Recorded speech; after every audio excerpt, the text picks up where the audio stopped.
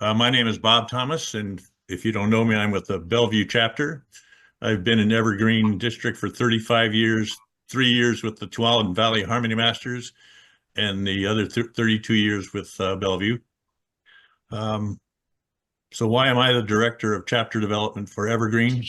I don't have a bazillion Man of Note awards or Woman of Note awards.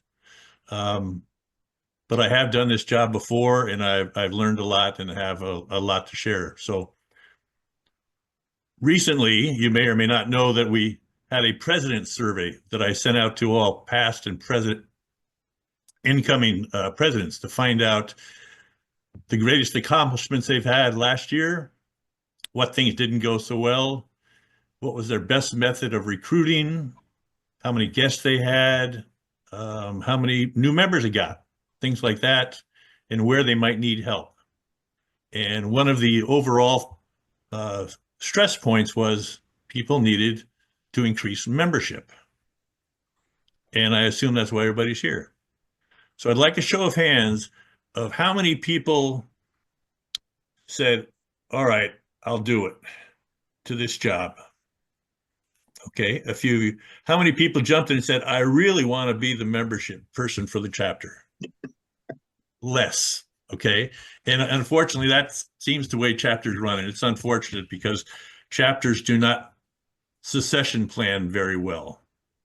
And I hope that improves. But I'm glad you're all here. And you may or may not know what's involved in your job. Do you know what you're going to do? Do you have any idea? Are you going to just shake people's hand at the door and run 1 or 2 guest nights a year? Is that your deal? Could be. And I think, unfortunately, that's been a minimum expectation of a membership VP in past years.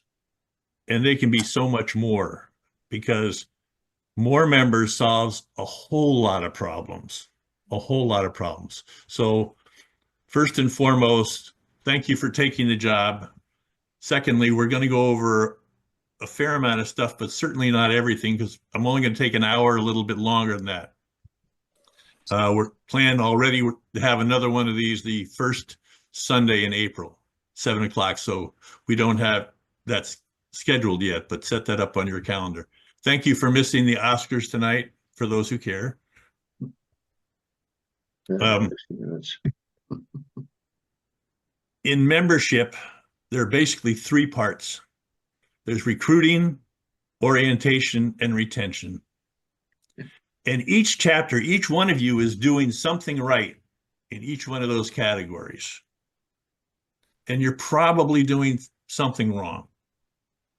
And when I talk tonight, I'd like to have more interaction, but if you have a question, or please raise your hand and we'll go at that point, okay?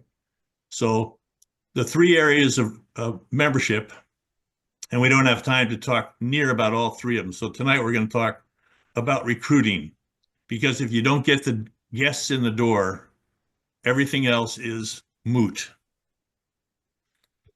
When I looked at these president's reports that I received, when I asked how many guests they had that year, some people said, I don't know. Some people said 5. Some people said 20. I think somebody said 50, but people really didn't know, and you should know. Do you keep a guest book? Do you have a sign-in book, everybody? Yeah? Oh. It's critical. It's true. I mean, that's the very basics of being a member. Somebody needs to be running the guest book. And then what you do with it's important.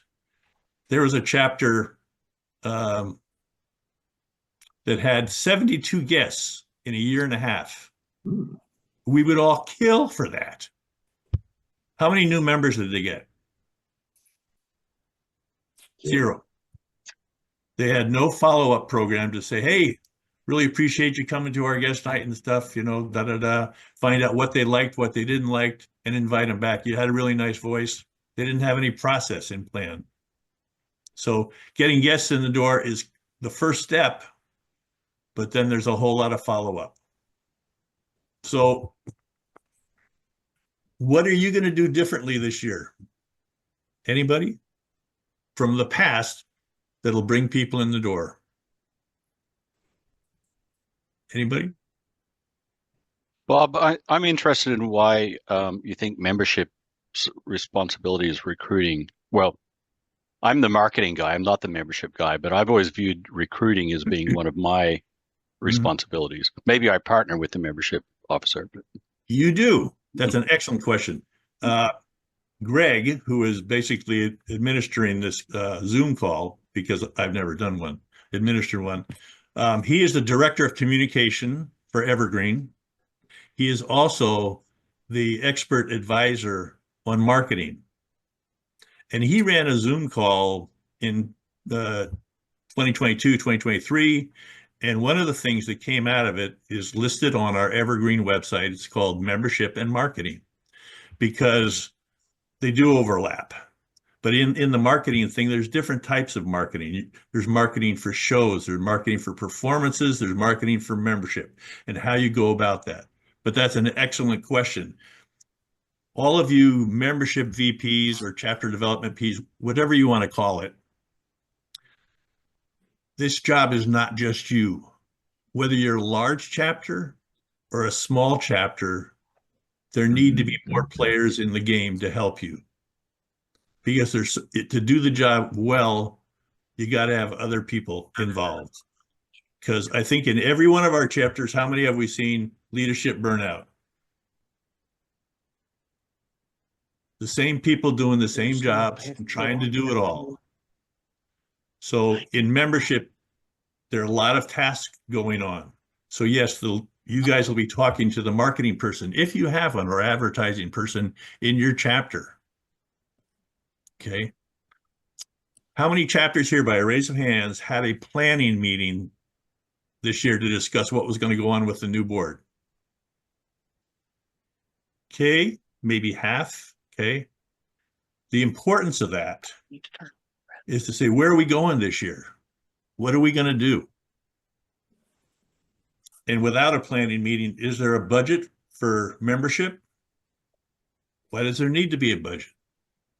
Well, you need to have money set aside for a guest night or two, if that's the way you promote Barbershop, and for whatever else you do.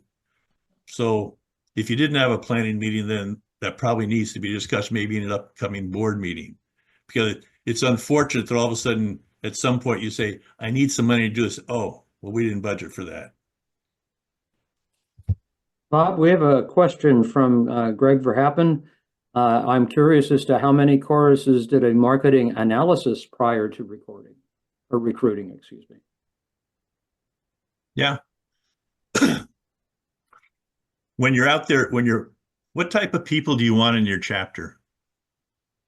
What does your chapter have to offer that's different from other singing groups in the area? These are things to think about. In the surveys that I got from the president, some people said, I want young singers. Well, that's pretty broad for a chapter that's full of 80-year-olds. If they got 50 and 60-year-olds, they'd be going, yeah. Yoga. Okay. Some chapters want good singers. Well, how are you going to advertise that? You say, we just want good singers. Probably not. You want to get people in the door.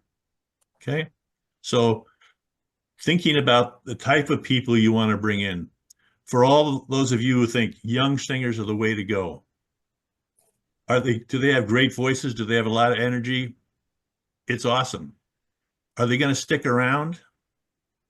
History says probably not, because maybe they're going off to college, or maybe they just finished college and they're going to have a family and they're going to be busy. These things happen, but maybe they'll come back, when they're late 20s, early 30s, because you expose them to barbershop. That's great. But should that be your only focus? Probably not. Okay. The converse of that is, do you want to recruit old members? Well, yes and no. Old is a subjective thing. I used to be considered young in barbershop years, but now I'm probably more one of the norm at 70. but there's been a barbershop study done by the society to talk about old members and how singing can help with memory and life expectancy, and a lot of good things come out of that. And there are ways that we can adjust our chapter to deal with older members instead of just saying, Harry, you're too old, or what have you. We are not a Mormon Tabernacle choir where you have to be out at 62. Because I'm sure each chapter probably has some people in their 80s and 90s that are singing, and there are things we can do to extend their life with the chorus, so maybe they don't have to drive at night, because there's some people that don't like to drive at night when they get older. Okay. Questions? Check the chat real quick. Greg's got an item there. Come again? Check the chat. Okay. Greg has it. I can try and read it to you, but my eyes aren't very good. I'll just say it. Go ahead. Why don't you say it? Yeah. Yeah. So in terms of our market analysis, the biggest thing that I think we often overlook is we keep going to the same trough expecting different people to come. And so what we did, we looked around Calgary and we said, we have some really great choral groups in Calgary. Capella Road is an excellent men's chorus. Rhythm of the Rockies is an excellent women's chorus. But we're not them. And but instead we're a mixed chorus, and we said, well, where are all the singers who like to sing in choirs going? And they're going to places like Cool Choir, the adult recreational choirs. They're going to a lot of these kinds of places, and we never reach out to them. We never advertise in the same markets as they do. We never do any of those kinds of things. So we're actually marketing to the wrong market. We're not marketing to the people where we might get singers. And if you're fishing in a dugout instead of in the ocean, you're never going to catch a whale, right? So that's kind of how we started approaching things, to just try to think a little bit differently about our marketing plans. Okay. Good feedback. Good feedback. And that's why things need to change for everybody. If your chorus has not grown in the last few years, then we need to do something different or better. And it may not be a major change. It may be just something small. Okay. So talking with your advertise, see if the one thing that is not working, we know, is that if you do a performance and you say, oh, by the way, we rehearse Tuesday nights at 7:30, hope to see you there. Yeah. You're leaving it way open. There's no incentive for them to come right away. They can do whenever they want. That's why grocery advertisers say, now through next Wednesday, 79 cents on eggs. I'll be there. I know it's a joke. We wish it was 79 cents on eggs. But things like that, you need to get people that want to do something right away. And still, the best way to get people to come to chorus is to actively invite them.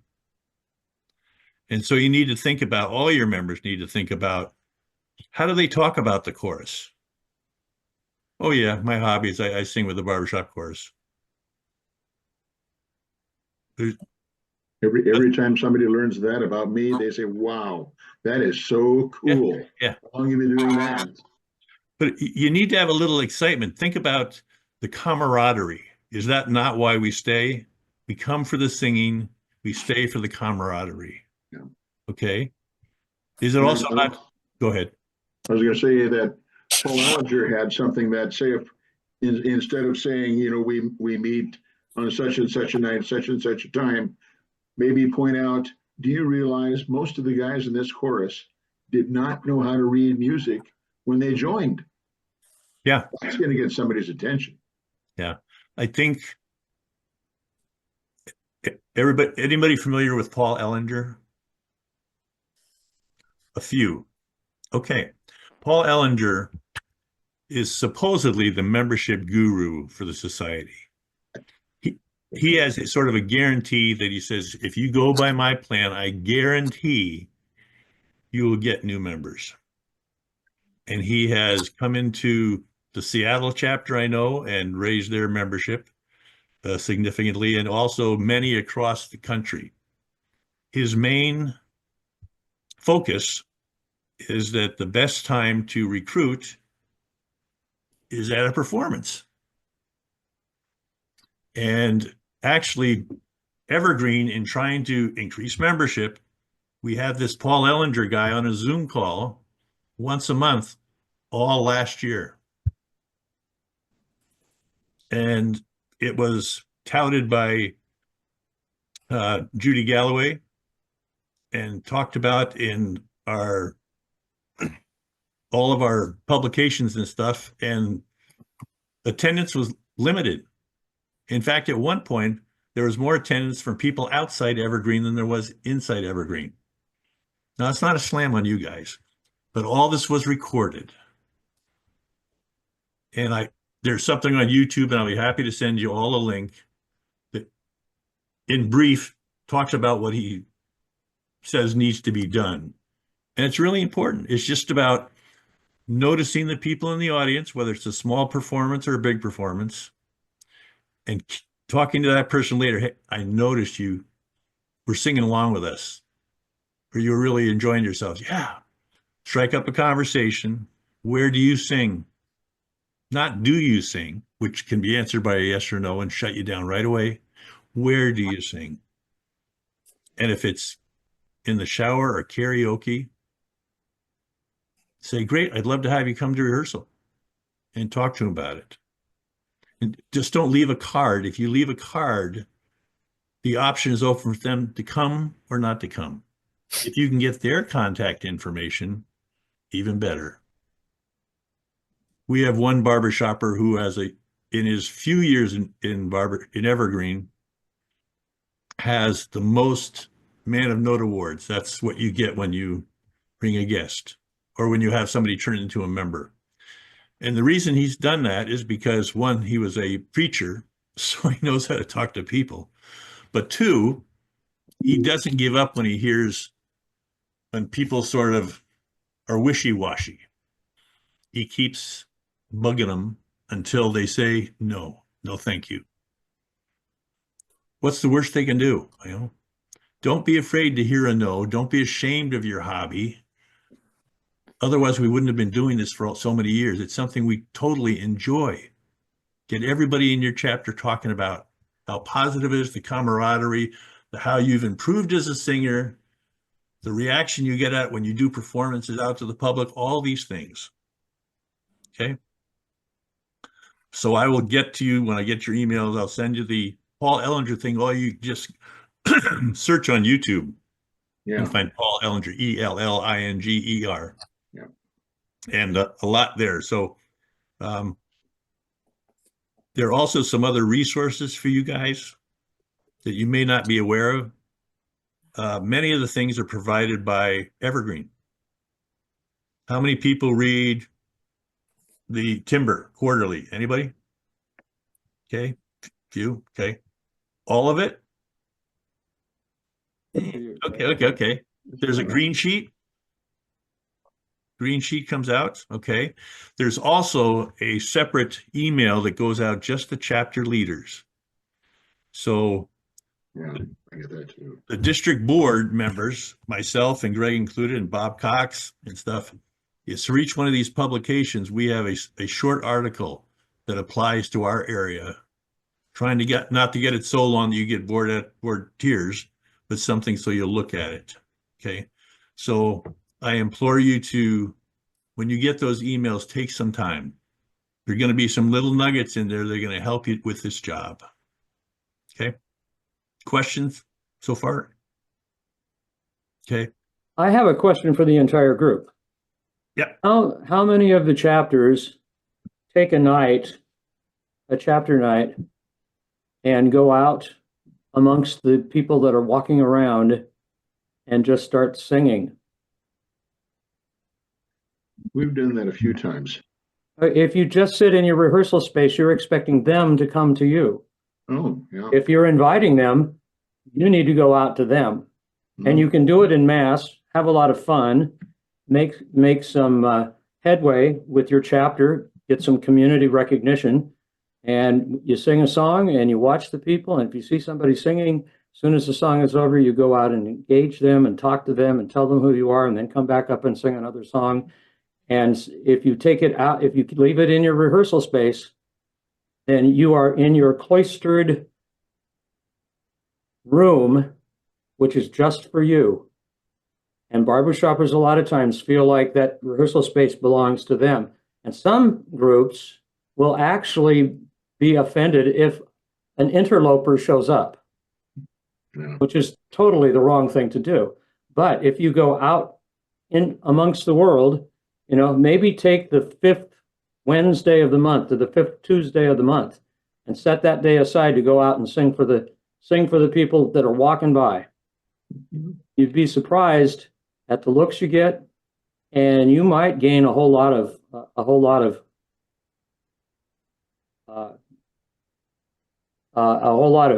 notoriety within your community, and you might uncover some singers. Yeah, Excellent. we in Fairbanks have been to the state fair, and we go from stall to stall singing for people. We also go to the farmers markets and we sing there. Okay. The next step is, after the singing, is the invitation, Yeah. meeting of people. It's spotting the people who look interested. Yeah. That's the cue. And it doesn't necessarily even have to be a member of the chorus. This Paul Ellinger guy that I spoke of, sometimes they might have a spouse of somebody that's in the chorus, and they'll sort of walk through the audience and notice someone singing or whatever, and they will approach them and say, my husband's up there, my wife's up there, da-da. And do you know that a third of those people don't even read music? No. And to just strike up the conversation. And then, you know, well, we're always looking to increase our membership, and we'd love to have you just stop at a rehearsal and check it out. And then follow up.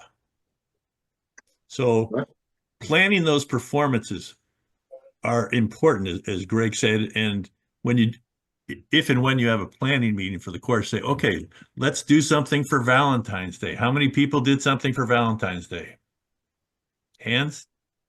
Most? Okay. That's the perfect time. Who else does that? You're providing something that is going to be remembered for years to come by this couple, or these kids, or the grandparents, or whomever it is sung to, more so than the chocolates or the wine or the dinner, the dessert, whatever, flowers. Barbershop Quartet came. So that is a great time to promote the chorus. What about St. Patrick's Day coming up? Okay. What about Mother's Day? Yakima, Excuse me? Lanning, go ahead. saying Yakima has a pub crawl, we call it, on St. Patrick's Day coming up. We did it the last 2 years, and we've got a lot of good comments about it. Unfortunately, we haven't got anybody to come sing with us. Okay. Well, at least you're getting out there. But again, talking to the people is the big thing, and then being really proactive in trying to get them to come to rehearsal without being pushy and things. But again, there's all these days. There's patriotic days, and I'm the first to admit our chorus knows very few patriotic songs, so that's a plan for this year that we're going to improve that. If we can't get a full chorus to go out for some things, we're going to have quartets do that instead. So something to think about. Even sporting events, whether it be a hockey game, baseball game, to get somebody to do the national anthem. Again, that's exposure, and then getting out there and talking to people and being proud and happy with what you're doing. Bob, did you have something? Yeah, the other thing you might think of also with that is, while you're out singing, reach out to a local radio station, reach out to your local newspapers, community service newsletters. If you have a business newsletter that you do, have somebody come in, take a picture of you singing, and be able to pass that around also. Your local newspaper, have them come in and do a little story. If nothing else, just a picture of you out singing reaching the community, you'll be amazed at how much response you'll get from that. There's a quartet, as was mentioned earlier by one of the guys, Acapella Road, and they sang for the local Rotary Club. Now, I bet you everybody at this thing here, their town, regardless of size, has a Rotary Club or a Chamber of Commerce for sure. So if you can get the chorus or quartet to go in there and sing, get the opportunity to sing, and perhaps just talk a little bit about what the barbershop brings to the community, I think that'll pay big dividends. It does. I always think about doing it before Valentine's and just putting it up. You guys, we're having a special right now, $45, whatever, and get sales for that. But anytime you could do that, making the relationship within your community is important. And some chapters do that by the way they volunteer, whether it be for a food bank or something. I believe the Calgary chapter, one of the Calgary chapters, gave $14,000 to the local food bank. But it doesn't always have to be money. If you want to be important to the community, what about you've got people? Volunteer for something. You could be ushers at a show. You could be, again, distributing stuff at a food bank. But any place there's volunteer, you've got people, and we'll do it. And we'll sing while we're doing it. But that's another way to get known, better known in the community, because that's important. Some people find a charity and they work with that. So they donate maybe so much money to the charity, but in so doing, they're allowed to use the emblem for the charity on their program, on their website. And that helps because that's a whole new fan base that if they don't want to join, maybe they'll come to the shows and maybe they'll bring somebody who wants to join. Okay. Another thing we've done in Fairbanks, where there's a theater where they're running a show and there's a long line of people waiting to get in, we provide a flash mob entertainment. Mm-hmm. And that one actually, because you've got the people are not going to walk away because they don't want to lose their place in line. So you've got an audience that's going to stay there while you do it. One of the things I mentioned earlier, other than we have the green sheet, the leaders news, there's a president's monthly Zoom call, the Timber, a quarterly newsletter that helps with information, the Evergreen website that has information on membership and marketing in tandem, so you can look there. On the society website, has anybody taken time to look at the society website? There's an area there under membership. It's just barbershop, membership.barbershop.org. And there's a best practices. And one of the other best practices for membership is doing what used to be known or was first known as a Ready, Set, Grow. And it was actually started by Sweet Adelines. And basically, they offer free singing lessons for 6 weeks. And it's not individual singing lessons, it's in a group, but it's to anybody. Men, women, child, doesn't matter. So they have free singing lessons. And during that time, they get taught the basics of breathing, of embouchure, of maybe a little bit of reading music, but they're given learning tracks, 3 songs. Okay. Now, our chapter at Bellevue, we've done this sometimes twice a year before our spring show and before our holiday show. And we get the word out about this through a variety of methods, cards to hand out, posters, and sometimes in local papers, as much as there are papers anymore. So these people show up and some say, that's not what I thought it was going to be, and leave. But for the most part, these people go on and they learn these songs. They come in, do a warm up with the chorus on the risers.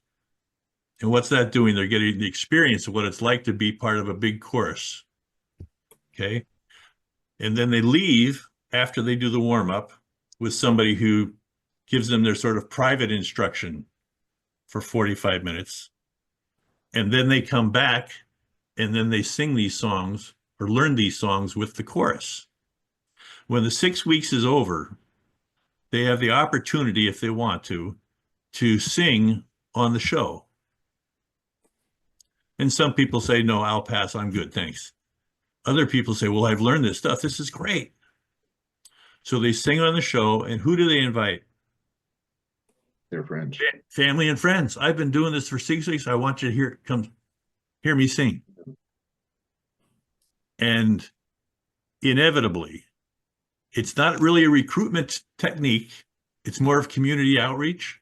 But inevitably, every time we've done this, we've gotten anywhere from 3 to 9 members. And you say, gosh, your chorus must be huge. Well, it is. And not just because of that, but you have to gain members every year to fight attrition. If you want to gain 3 members this year in your chorus, you better shoot for 5 or 6, because you're probably going to lose a couple. It might be health, might be work, it may be they're moving closer to their family in Nashville, whatever it is. Yeah. But the days of people joining an organization and staying forever is sort of by the wayside. People come and they'll stay a while and then they're gone, and you have to get used to it. Bob Volker has a question or a comment. Hi, I'm Volker, the Anchorage, Alaska Midnight Suns Chorus. And I was going to say, we last fall, we did the singing lessons, as you spoke of, very similar process. And there were a few different ways you can go about it. And we did get some new members from that. And I would say we marketed really late for it. We would have probably had way more people there, but by the time we put it all together, and it was hugely successful. And we're going to do it again this year. It'll probably be an annual thing. One of the things you mentioned, how the people that stick with it then can perform in the show, the option. We did that and it worked well. But this year, because we're probably going to do a show first, actually, and then have like around October 11th is our fall show that we're going to do. And then we'll have singing lessons directly after that, leading into Christmas, where we do Christmas caroling. We're talking about this as an idea. And because we do Christmas caroling, we have a lot of different, the chorus comes out. Sometimes it's just a very large quartet. Other times it's most of the chorus. But we would pick one of those that's a very friendly environment that we've done multiple times before, and have that as potential. That's what we spoke about today in the call, actually, is about having that be the time when those people can sing. So it does, it's kind of, we're using the show and potential one-on-one contacts that we can make at the show. And I think having something that they can bring them into, a free singing lessons type thing, really will be a bigger draw than just, hey, show up Monday night, like you spoke of earlier. Yeah. Yeah. Excellent.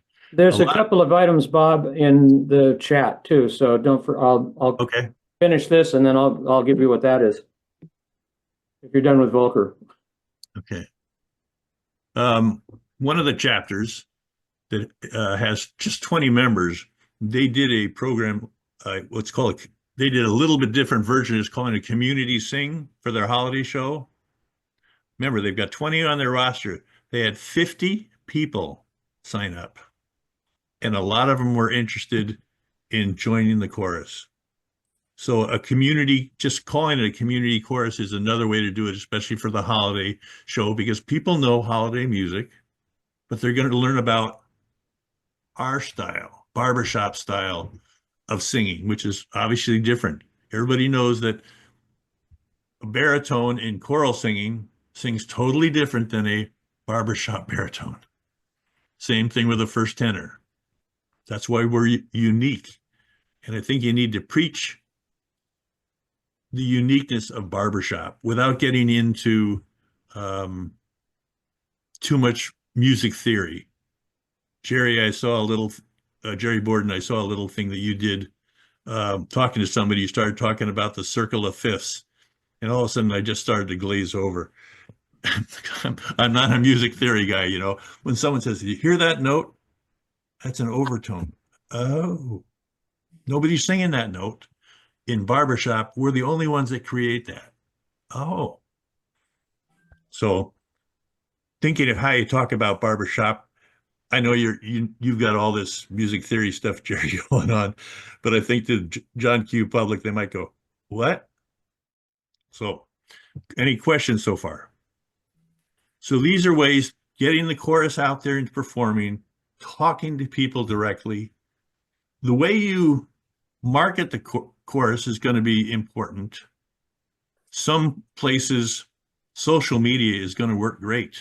Some courses have had major success with Facebook, Meetup, and others. But you have to have somebody that's going to manage that, just as they manage your website. It's not enough just to have a website, but you have to keep it current, and it's got to be attractive. Do you want a picture of a quartet on there? Because that's the way most people see Barbershop. No. You want a picture of the chorus and the guys excited, or the group excited and smiling, enjoying themselves singing. That's what people are going to be drawn to. Okay. Keeping the website up to date, trying social media. Everybody here is bringing in little good ideas. Oh, we do this, we do this. So as I said before at the beginning, everybody here is doing a little something right, but maybe a little something wrong too. So everybody on the screen right now is a resource for you. Is it possible to get CC from C Chordsman to talk about what's happening there? They have gone from 63 to 70 members this last month. Yeah, And I don't know where CC is, but she's the I'm VP here. of membership, and maybe she's got some thoughts for us. Yeah. Can you hear me? Yep. Okay. Okay. Yeah. So I just became VP of membership with C Chordsman. So yeah, we had like 63 in October last counted, and then basically our new members have come from Meetup. I put on there, and then like on the sing outs performances and through friends and family. And so now we're at 70 singers, and we had like 6 guests last week that found like a couple through Meetup, and then some repeat guests that have come through that are going to join. At least I know of 3, I can't remember 4 or 5 that are interested in joining. But we really do we have everybody, the guests come up, and I'm sure you guys all do that too, but we have guest books that are in numbered the songs that we sing, and then we send out an email and the rehearsal agenda that we have that Elizabeth Davies has for us every week, and then we send out music tracks and a link to the music, just for the music that we're working on for that week. And so that way, if they want to work on that before we have rehearsal, and then we also assign a singing buddy for whatever part they're singing in. And then I think I mentioned in the chat too that our afterglows run around 15 to 25 people every week, and we sing probably from after we get done from like 9:30 to about midnight at this place on Queen Anne. And I've been going to everyone unless I'm dying or sick or something. But if you ever come, I don't know if anybody's been to our rehearsal. I don't think anybody has. It's just the energy. It's a very fun environment. And like during the break, we sing tags. And we do tags at our afterglow too, but we sing Polecats. That's how I learned a lot of the Polecats songs from 1 and 2, which I had no idea before. But it's what I love about it. It's all ages too. We're getting some young people coming in too. So and like what you said too, we got somebody that's been there maybe about 6 months, and she's going to go get a job in New York. So yeah, you're talking about people leaving like that, that happens. CC, but oh yeah, if I can interrupt for a second. No, you can't interrupt. It sounds like you're doing an awesome job once they're there, and that's a critical exactly job. Yeah. So what has Seattle done to get people there? Well, I mean, like if we're anywhere, we're always advertising, even if we're not singing. We you know, if I personally am like, hey, you know, I sing in a barbershop. You want to come check us out? You know, like we were singing Christmas carols out in front of Trader Joe's, which is right by our rehearsal space. And one of the guys, we you know, we're like, come check us out. And he came and he's like, oh my God, I love this. He'd never sang in, you know, anything like this before. So it's just a matter of, it doesn't matter where we are. Like you said, singing on a street corner, you know, somebody will hear you and they'll want a card, you know, it's just happenstance. But you're not always going to get them, like you said, like at every performance, but you got to get yourself out there. And plus we have a pretty good social media presence, I would say. Mhm. Really, every week we're posting something, a tag, somebody singing, you know, anything. We're at our afterglows, you know, they're not professional, but you know, they get on people's feeds and, you know, Mhm. people come out. Excellent. Excellent. Yeah, Seattle has definitely been doing. Bob, did you No, want to say I was something? going to ask CC, how many performances or how many times are you out singing in the public on a Well, quarterly basis? so like we have a regular thing that we do at the Queen Anne Farmers Market. And then, you know, we have Christmas. And there's quartets that do ongoing performances. You know, we get emails requesting. We did the Valentine's thing this last couple weeks ago, and we beat our I think we were like we had 40. We got rid of Zoom this time, but we had 40 deliveries last year, and our goal was 50 this year. And I think we got like 55, 57 deliveries, which was, we only had 6 quartets, but got past our goal. The key is, folks, is that they're out there singing. Yeah. And society records show that membership increases the more opportunities you're out performing. One thing that I bet everybody in this room here or on this screen, a lot of their singing performances are for senior centers. Yes. In particular, I know that the Rose City Chorus down in Portland and the Canby Chorus do an incredible amount of sing-outs during the year. I think the Rose City Chorus did 40 sing-outs in December or something. But anyway. 24. It was 24, but we do 40 a year. Okay. But the deal is a lot of them are senior centers.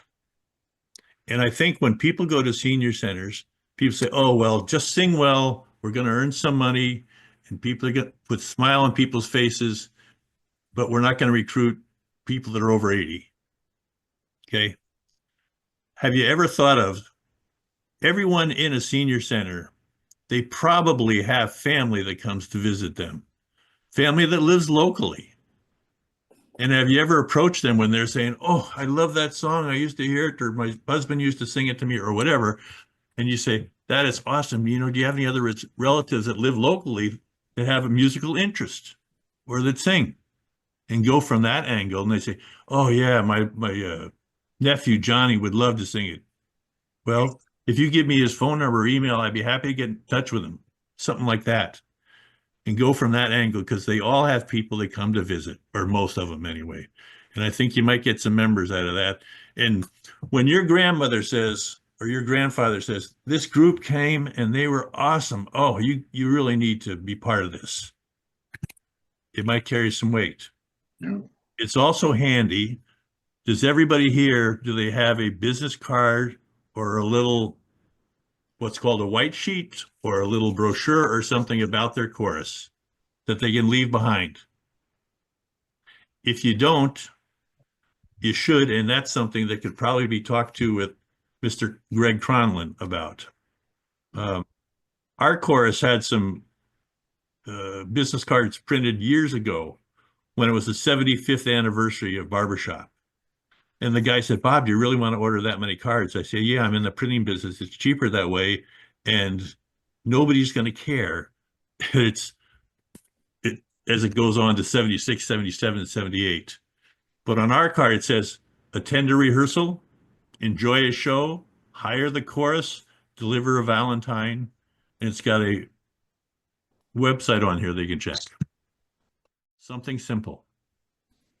And if you're handing one out to somebody, you could put your name on it with your email, say, please have such and such contact me. I'd love to have them come to rehearsal. The other idea too is take that business card, make it a foldable one, so that on one side you put your information and on the other side you get their information, so that then you have somebody that you can follow up with on a personal basis. Yeah. That's, Go ahead. I was going to say that is extremely important, because business cards and posters and that type of advertising is passive. They look at it, they Right. see it, they may acknowledge it, they may not. They don't. It's not personal. If you give them a business card and your name is on the back of it, and you engage them in conversation, that business card works a little bit better for you and a little harder for you, because they associate you with the card. They associate the card with the music that they just heard, and it becomes. But they're not going to call you. You need to call them. You need to encourage them, because it's just like asking for a volunteer. How many people will come over who would like to volunteer and help me dig a ditch? Probably nobody's going to raise their hand. But if I said, Bob, I need a little help. You have I'm trying to dig a ditch and I need some information, or I need a little bit of help. Could you do that? That one-on-one works a whole lot better, because I'm probably going to get them because I asked them specifically to help me, a friend. And the same thing is true with inviting guests. If you become their friend, in quotes, if you become their friend and you follow up and you show that you care for them, but if you just think about your own self, a salesperson gives you a card. What's the first thing you do with it? First thing you do is look on the back. Usually nothing there. Yeah. So you can disrupt that right away. And then it goes in your wallet. And then a year and a half later, you go, who's this guy, as you're going through your wallet? And it just gets tossed. So it's got to be more personal in nature, not just a business card or a poster, because that's passive. They can look at it and they can reject it. They could look at it and say, oh, cool, I'll do that. But the percentage of people that will forget about it. So you need to make an impact. There's an old advertising line that says, if you win the heart, the pocketbook will follow. If you win their heart and you touch them emotionally, it's going to be a whole lot easier to bring them in to experience what you experience. And isn't that what we do when we sing? We try to reach their hearts, and doesn't that give us the greatest feeling when we make somebody laugh or cry, or they're tapping their foot or they're snapping their fingers because they're into the music? That's what it's about. Yeah. That's what makes us feel good. It's just like when we're singing a tag with ourselves and all of a sudden you go, oh man, that was really good. Let's do it again. Because you can do it with a stranger. You can teach a stranger something, and if they sing a tag with you, that's the hook. Yeah. And it's good to have people in your chapter that can teach tags. So if you're talking to somebody, just come here, let me show you, and get that simple tag and have the other three parts there, and let him or her feel what it's like to be part of that quartet. And when they go, ooh, you say, yeah, we feel that every week. So could you. Okay. Yeah, there's 4 tags that were written by Bert Szabo some, 20, 30 years ago. Each one is a different part that's got a hanger on it, where the basses hang out, or the tenor lead. Perfect for a newbie. I was going to say my own story goes back over 40 years. I was at the county fair and happened to see a booth for the Pitch Pipers. Talked with them for a little bit. Meeting on Thursday night. You want to come with us? Sure. Let's do that. 2 days later, I got a letter in the mail, and it was the old style envelopes that had the red, white, and blue society logo. And the letter said, we're glad you came. Hope you come again. And I thought, these guys took the time to write a letter to me asking me to come back. I'm coming. But Greg is right. There are passive and active methods of advertising. The Mount Baker Toppers, every year, they have a curly fries booth at the Northwest Washington Fair in Linden, where my mom was born, and I've been to that fair a number of times. And they aren't allowed to sing, unfortunately, but they have a sign up that talks about the chorus and says, and they rehearse and all that stuff. And they've gotten a few inquiries, but from what I've heard, they're more successful when they do a pop-up chorus, when they're do a performance around town. And again, they talk to people and they gain members that way. Okay. So posters are passive, but you can still put up a poster on places where people are going to gather. If you're at a golf club or you work out at a health club and you're allowed to do it there, or a coffee shop or something, it can't hurt. But again, it's nice to have something with a date on it that somebody has to take action. You know, for the month of May, the such and such course is holding auditions at such and such church or school. Love to have you join, interested in singers of all ages. Boom. They know that they have that month to show up. It's a call to action. Okay. Any other questions at the moment? Okay. When you're in your mind, do you have a goal for the year? I want to grow our chorus. Is that a goal? That's a dream. It's a dream. It's a dream. I mean, it's pretty nebulous. The goal You know, needs to be very would you be specific. satisfied with 1 or 2? Is that going to keep up with attrition? So I was in sales for many years, and there's an old thing about goals. Anybody heard of a SMART goal?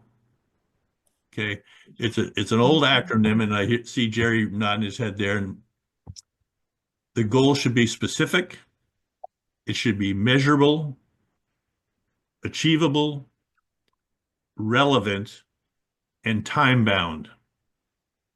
Okay. In the past, in my perception, courses have all of a sudden, when December comes, how many new members do we get?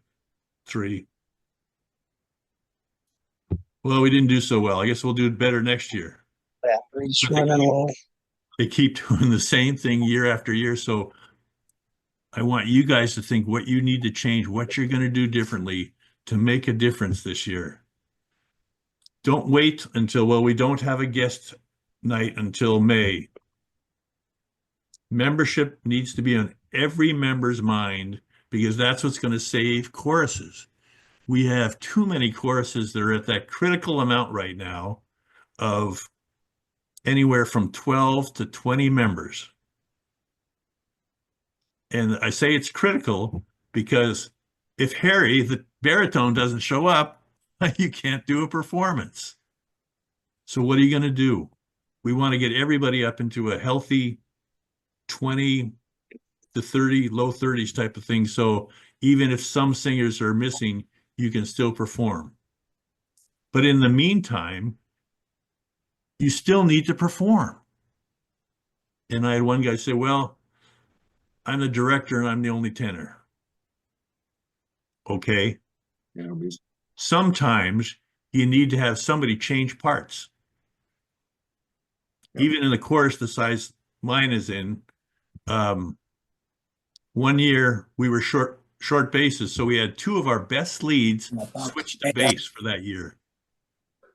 Anybody know Neil Booth, past district champ many times?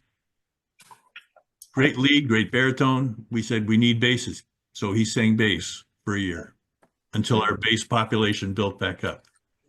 So don't be afraid to do something like that if you have somebody talented enough to do that, to make it happen so you can do these performances. But we got to get above critical mass. When you're looking for numbers, is 6 a measurable number? Yes, it's easy to measure how you're doing success, but what's the main thing? Don't talk about new members yet. Let's get them in the door. Let them experience a fun meeting. And as Cece was talking about there, she says, well, we do this with guest books and we do this and everybody's having a good time and we have an afterglow. Those are all important too. And that sort of comes under your bailiwick. And that's why you need a team. So at the very basic, somebody else to bounce ideas off of in addition to your marketing person. What if you're not there to greet somebody at the door? How do they get their name tag? Where do you keep the guest book for them to sign in at? Who's going to introduce them to the director or the section lead? Who's going to do a voice placement on them? Each chapter should have a system in place and a backup person to do this. Bob, can I share something? Yeah. Because I will anyway. But one thing that when I was with Harmony Kings, I was with Harmony Kings for 6 years in Federal Way, president for 3 years. And during my presidency, the one thing that I looked at was I was trying to look from the outside in. I noticed that we didn't really have a method if a guest showed up. It was chaos. It was who's going to do this, and pretty soon they get ganged up on or they get ignored. So we sat down and we devised a thing where we built a plan on how we were going to greet guests. Then we took 2 guests or two members a night and put a sticker on their thing that said guest. And they came in as guests. So we actually practiced what we would do if we had a real guest. At the end of the evening, those 2 guests gave us a progress report on how we did. It was amazing to find out all of the things. We did a lot of things right, but we did a lot of things that was really confusing. And to a guest, that was that would be death. I'll tell you, I was also in another group. One thing you don't do is somebody shows up, sings with you, and then your music VP takes them aside and says, okay, we're going to do an audition on their first night. Don't do that. No. It destroyed Puyallup Valley Harmonizers. Yeah. We had 79 people in a year, and we had 1 member. Yeah. There are a lot of things you can do wrong. I brought a guest to Tualatin Valley many years ago. Nice voice.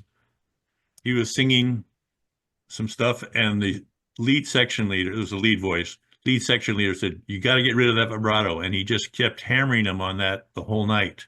Never said, boy, you've got a great voice. Sounds really good. We can work with that. There's nothing any positive. God never came back. At another rehearsal in our chapter in Bellevue, there was this one guy that when he was standing next to a guest, he says, you're flat. You're flat. Get it up. Get it up. Yeah. Or he'd do it with he'd turn around and look with a nasty look, or he'd do his shoulder move, higher, higher. People never come back. So, yeah. One of the best improvements I had was I sold tickets to my next door neighbor for a chapter show. And he had grown up in Canby. And after the show, I said, well, what do you think? He said, you were holding out on me. I said, how so?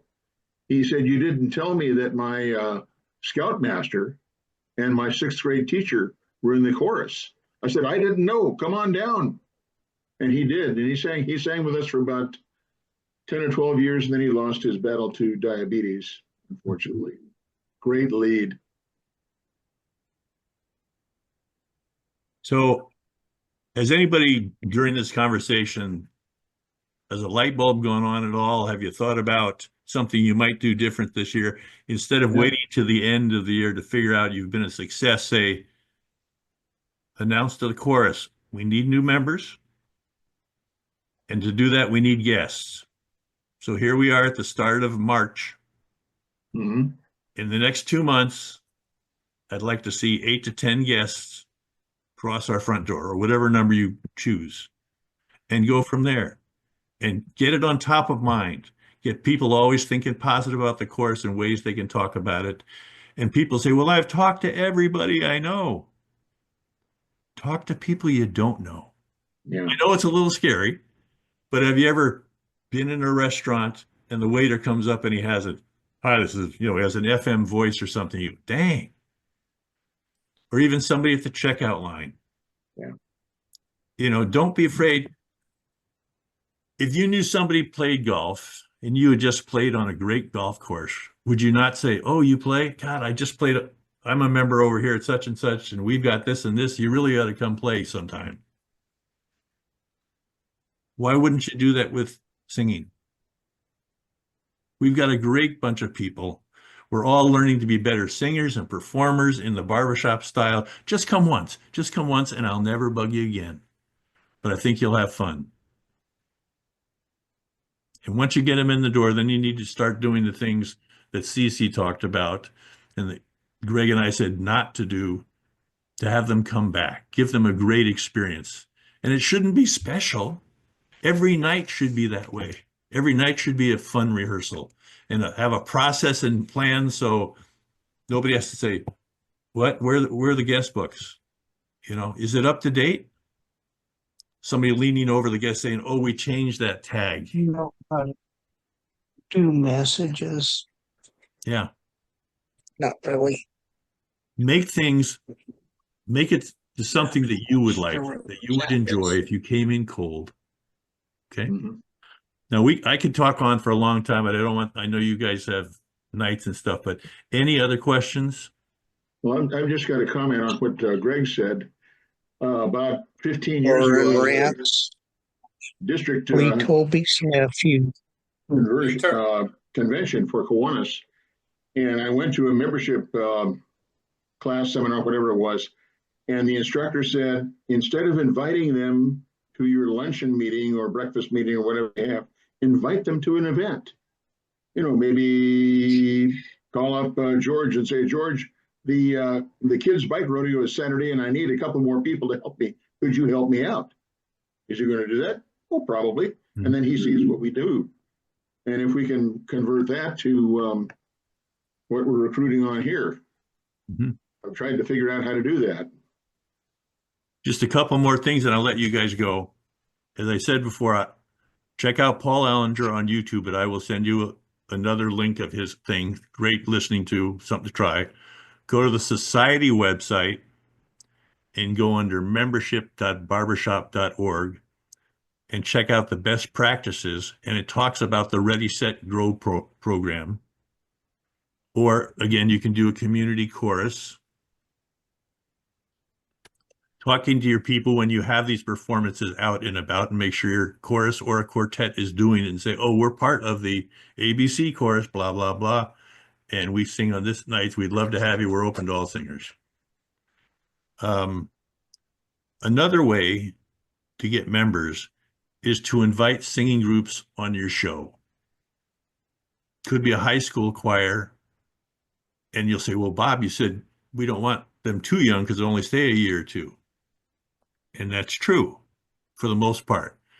But I guarantee you, most people, most kids that are in a band or an orchestra or a choir, they have parents that are musical because that's how they got started, because mom played the flute or dad played the trumpet or they were in a chorus or whatever.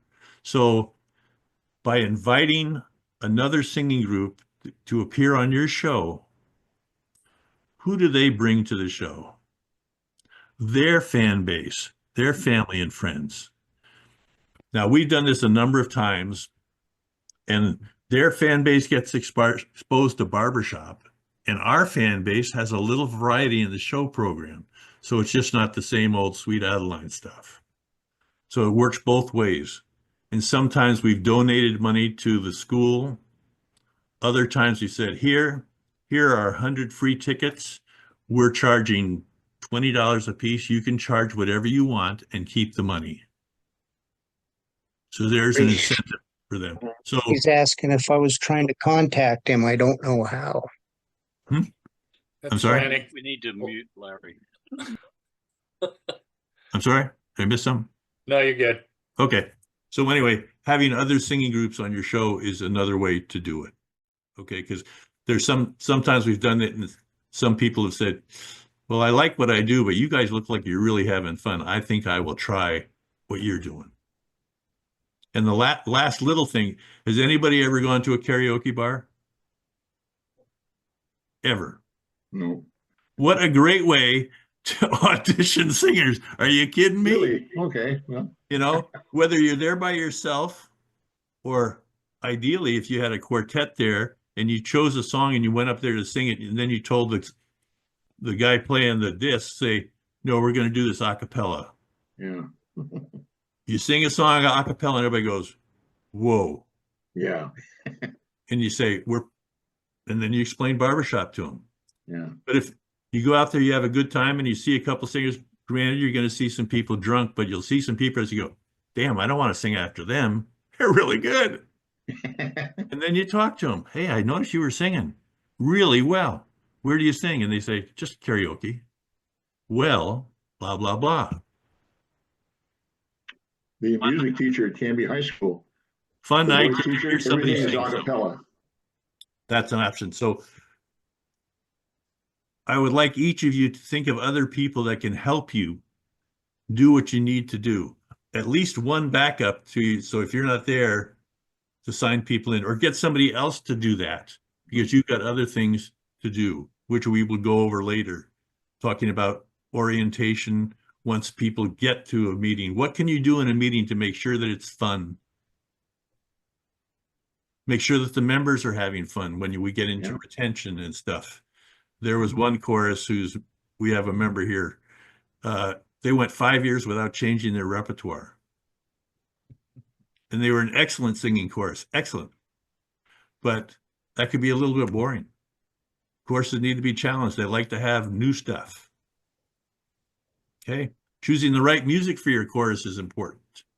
It's got to be appropriate. People have to like it. So you guys have resources. Check out Evergreen website. Check out the BHS, the Barbershop website for little things on there that'll help you out. And Paul Ellinger, feel free to email me, say, Bob, we didn't get around to this. Could you answer this question for me? I'm sorry I haven't been watching the chat thing enough. But if you've got something specific, don't wait till a month from now for our next Zoom call. Email me. And Any of your district officers are willing to help you also. Yep. And if we can't, we know somebody who can. Yep. before you go, if you have not gone to the chat, would you please leave us your name, your chapter, and your email address so that we can get in contact with you directly? And if you don't know how to get to the chat, just drop down here in the drop-down box. Bring your cursor down. It'll say chat. You click on that. It'll open it. And we really want to know who was here, and so that we can stay in touch with you better. And then I guess, is that it, Bob? Are they free to move about the cabin? That is it for tonight. I hope you learned a few ways. You say some of them, I know you're going to go, well, I know that. Yeah, I've heard that before. You know, people hear things, but they don't always act on them. And sometimes it's just tweaking things a little that are going to make the difference. Before everybody signs off, I just want to remind everybody also is that we're going to be doing something like this for our secretaries and for our treasurers and for our marketing people. And that also every month your chapter presidents get together and we talk about different issues, topics of discussion, what we're doing great and what we can do better. So keep online, keep up to date on the district calendar, find out what all of these events are, and we'll be more than glad to help you. And we look forward to meeting you all down the road also. Awesome. Again, thank you for taking on this position on your board. It is more important than you know. Gaining members solves a lot of issues, and everything that happens in your chapter impacts membership. Everything. Just like harmony platooning is really great for a chapter. If anyone is interested, there's lots of space at Harmony College Northwest and at the Evergreen District. I think we're at 46 members coming up. Sorry, somebody talked about advertising, so I couldn't help but do it. Good job, Greg. What is your call to action? Sign up. Okay. I'll be there. We're good. Thank you all very much. Thanks, Bob. Nice job, bud. And we will talk to you in a month, but feel free to get a hold of me. I mean, even send me an email right after this meeting. That's fine, and I will respond. Trust me. Thanks very much. Thanks very much.